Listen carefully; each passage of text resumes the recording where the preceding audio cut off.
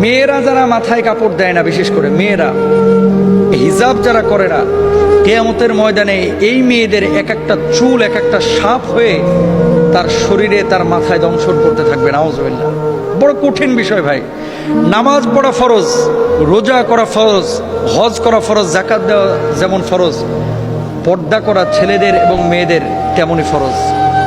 মনে রাখবেন, আল্লাহ তাআলা বলেছেন ওয়ালিয়াদরিবনা বিখুমরিহিন্না আলা জুয়ুবিহিন, মেয়েরা এমন একটা পোশাক মাথা থেকে পা পর্যন্ত ঝুলিয়ে দিবে যাতে করে তার শারীরিক আকার আকৃতি অবয়ব বোঝা না যায়।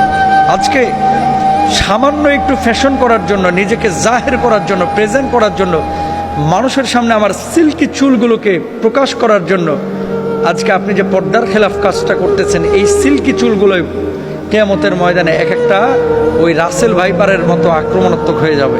এই চুলগুলো আপনাকে মাথার উপরে দংশন করবে। কেন আমরা বুঝি না?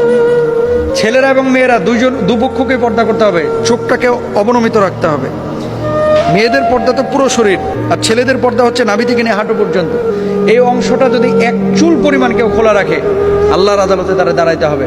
তো মেয়েরা মুখমণ্ডল, হাতের তালু, পায়ের পাতা এগুলো বাড়ির মধ্যে খোলা রাখতে পারে, আর বাইরে চেষ্টা করবে পুরো হিজাব মেনটেন করে তার সৌন্দর্য যাতে করে প্রদর্শন না হয়। ছেলেরাও চক্ষুকে অবনমিত রাখবে, তার লজ্জাস্থানকে ঢেকে রাখবে। এমন কোনো প্যান্ট ছেলেরাও মেয়েরা ব্যবহার করবে না যেটা জড়সড় শারীরিক আকার আকৃতি বোঝা যায়, ফিজিক্যাল স্ট্রাকচারটা বোঝা যায়। এটা সম্পূর্ণরূপে হারাম। আল্লাহ বোঝার তৌফিক দান করুন।